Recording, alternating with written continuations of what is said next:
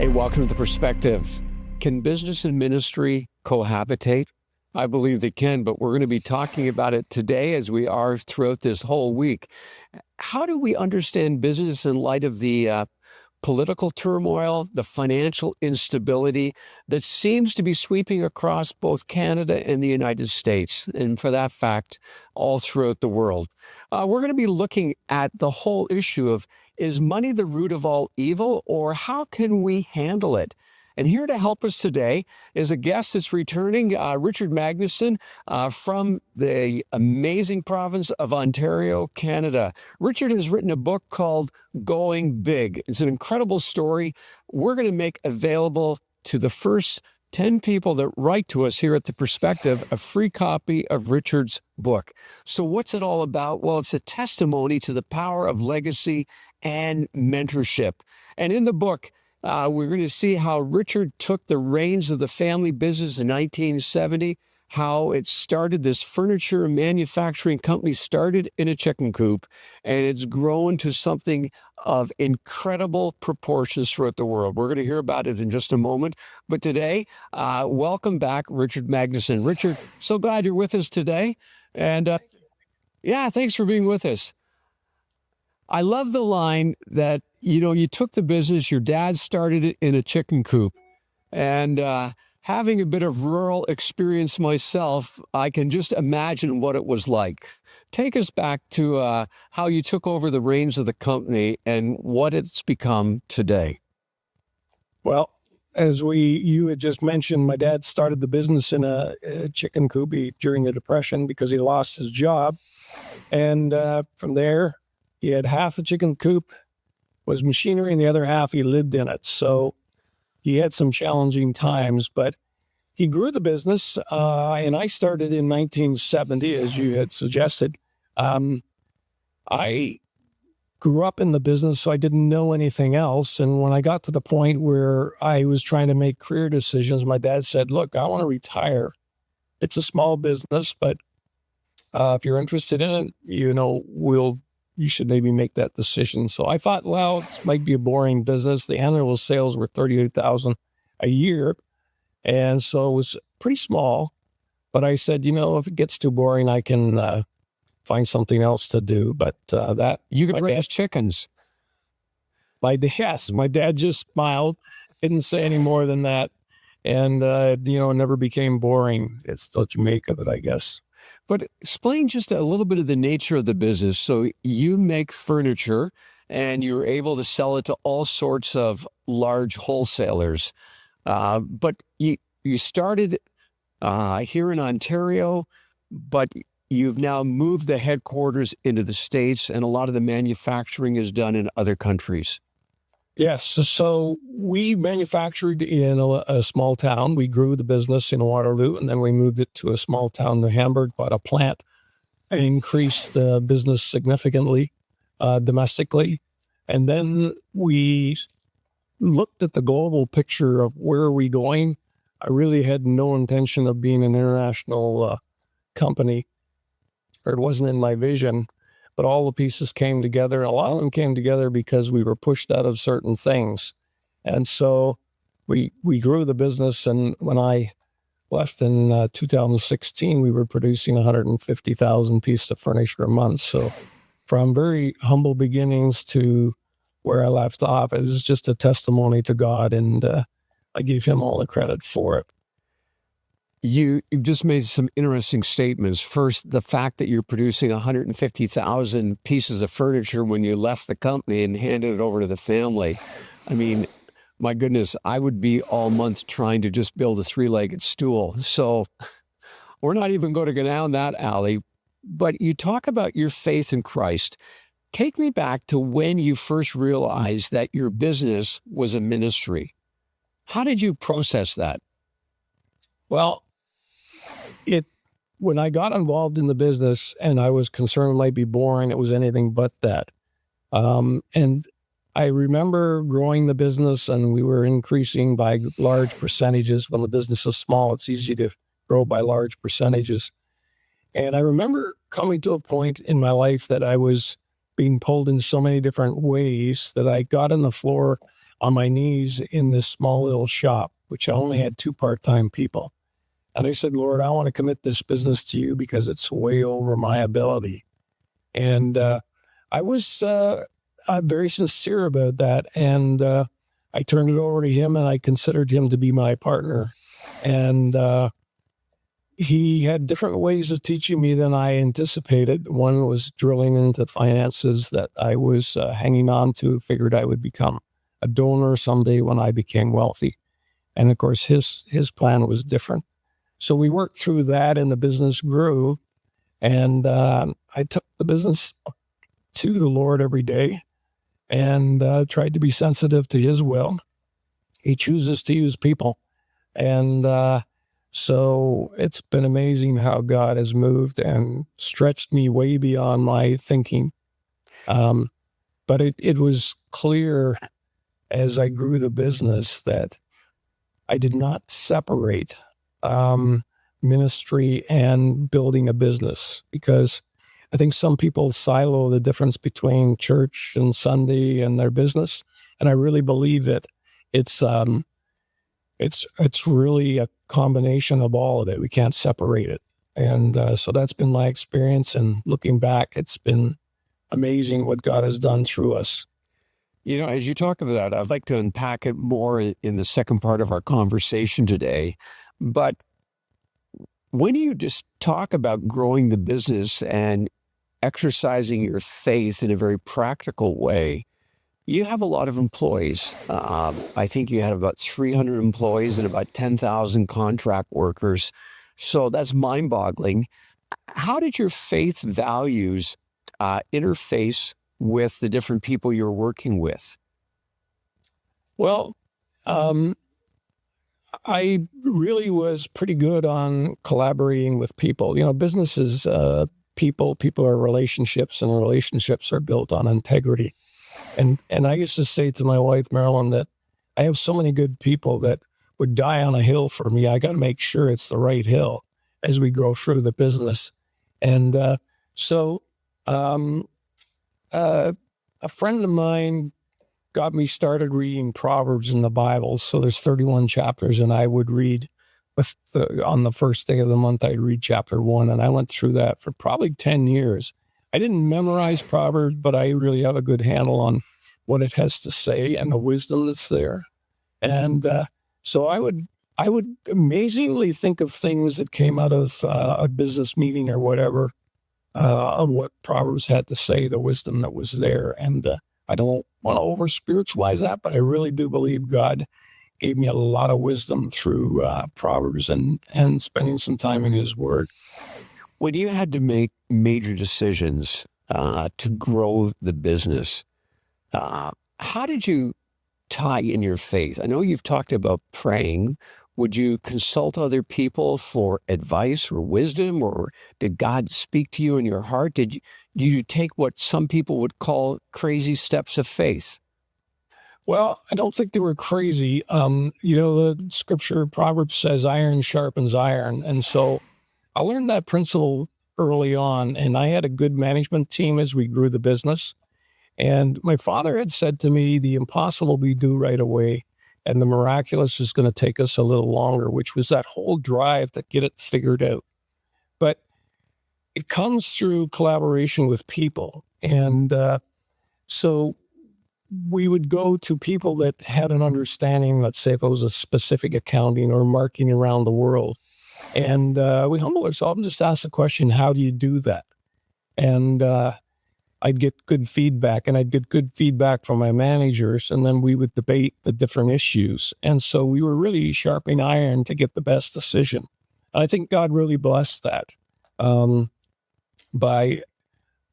used to always say to my team, we need to hire the best, not people that are just want a job, but the best, because and a lot of times managers won't do that, Mike, because they're afraid of being showing up, being brighter than maybe the manager.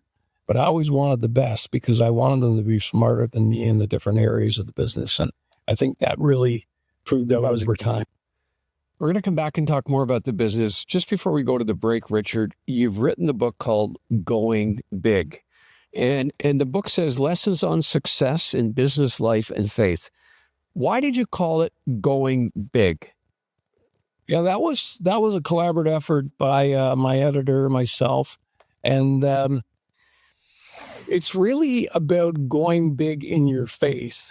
And so that was why. And then if you get into it, there's different things I had done that would indicate I choose to go with a bigger vision. So going big and intermixing my faith and raising a family and all of that mixed in. So that's how we came up with the title Going Big. And it really points to faith in what God can do. We're going to go back in just a moment and talk more with Richard, but right now you're watching The Perspective. We're so glad that you're with us today. And if at any time in your struggle, you can call the phone number at the bottom of the screen right now, 855-910-6297. There are people there to pray with you, to talk with you. You might be going through an incredibly challenging time and you're wondering, how do I process this? And is there hope? Is there anyone that will talk to me? And we have people standing by to talk to you, to pray with you and encourage you. Or you can write me at theperspective.tv. I'm going to be back with Richard Magnussen in his book called Going Big in just a moment.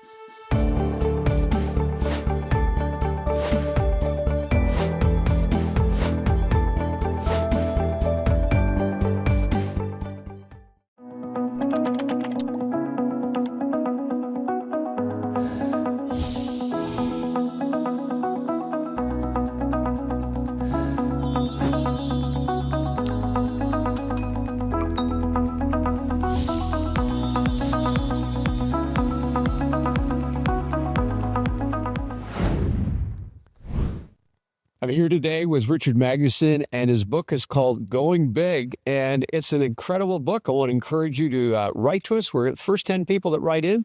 We're going to give you a free copy. We'll send it right to your door as long as Canada Post is working. But Richard, when you think about the company that God has allowed you to lead and you've passed on to your family, what are a couple of favorite stories that come to mind? Well, I've got so many, but I think if I zero in at the very beginning when we were very small, I needed business. I needed to go on the road selling, but I needed to come back every night and work on the business because it was so small. But I remember getting enough nerve to go into Leon's, which is a furniture store in Canada, and there were about 5 stores at the times, which is big at the time in the 70s. And I remember meeting with the owner, one of the brothers, Ed Leon, and when I looked in hindsight, I kind of smiled to myself. I didn't really have a lot to offer him, but what I think he saw was somebody that was ambitious and was willing to adapt to what the need of the furniture industry was. And he showed me how I could match my coffee tables and end tables to upholstery that they were selling. And then that's where that room setting comes in, and they marketed to buy the sofa and the whole complete living room furniture. And so I started doing that, and it was very, very successful for Leon's and for myself. And so basically what I learned from that is you got to listen to the customer. I didn't really understand it to the degree, but if I look on hindsight, that's one-on-one of business, is listening to your customers. And they were a tough, fine organization, with a lot of respect for the family. And they had grown huge in Canada, and they actually own the brick as well. But it was that's a story that I smile at today, on how God used that and giving me enough nerve to go in and meet with them when I was so small. I really didn't have the product offering to give them. Let me interject. So you talked about being an ambitious person. Did you ever get frustrated with people around you if they weren't as ambitious? And how did you process that? Or how did you give them a nudge? Well, a lot is leading by example. And I was pretty, I was working hard and I was very collaborative. So I wanted to listen to people.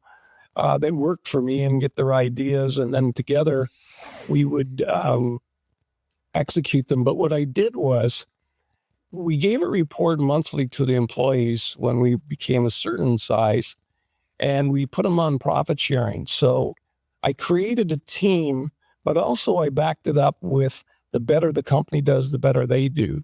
And so, when I got into a meeting, there was no stupid answers or stupid questions, because you never know if someone has part of a question that's going to be really helpful. And I saw that happen many times. So I made people feel secure, but we all drove hard.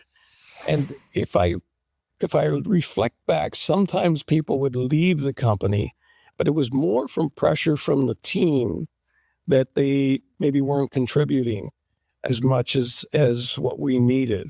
And so it was a team effort that really built the business, and they all got rewarded as we grew. So let me ask you the tough question. How do you define success? Did the yardstick ever change through your time in business, and now you've entered into retirement, but you're still, aware of what's going on in the business with your family? How do you measure success then and now? Well, for a company, success definitely has to do with finances. You've got a measuring stick is, are you profitable? And so to say, well, money isn't important, if you're running a business and you're not making money, you got a problem. And so I was very big on metrics. So we would measure performance on shipping, customer service, a lot of metrics that are important for any business. But success is not really just finances. I know a lot of people that are fairly wealthy, and some of them are not very happy. Money in itself is not drive that. And I know many people have heard that, but I've seen it in lives. I'll tell you what is, if we can do something for somebody else, help an organization, and I focus on a lot of ministries that can be successful at reaching people. That is really quite exciting to be able to participate in helping people. And that's true whether it's a personal situation, someone really desperately needs a fridge, or those are really exciting times, and they really give you a really good feeling that you're more than just racking up money. And so that is a net result of that. But money itself does not make you feel great. We only have so much time. I'm going to ask you to touch on maybe the raw nerve. You lived some of your time in Canada and in the States. You have connections throughout the world. You got some advice for us today as we look at the financial climate and the uncertainty that continually is being talked about in the news? How would you advise people? Well, I just left the meeting this morning with a bunch of businessmen that are dealing with this. And I can just use a story example I use in the book of in 2008. We lost about 40% of our business overnight, with business being very difficult.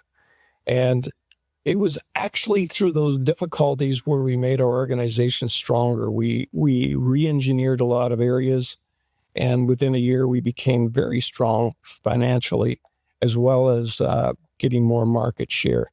So sometimes difficult times, and I think we're going through that now, we can blame the U.S. or we can blame somebody else. But I think we really have to reflect on how can we improve what we're doing. And I've seen so many people become victims. They always are the victim. And I try and get by that. What can I learn through this? And so many times it was difficulties in my business that actually helped me think through a better way of doing it. And so the scripture's clear on trials. We're to love them. And that's a tough one. But through it, God often changes our hearts, changes our lives, and even changes our business as we work through difficulties. Richard, that's a great place for us to pause for today. And I just want to say you're listening to Richard Magnussen, who is the author of this amazing book that we want to make available to you today.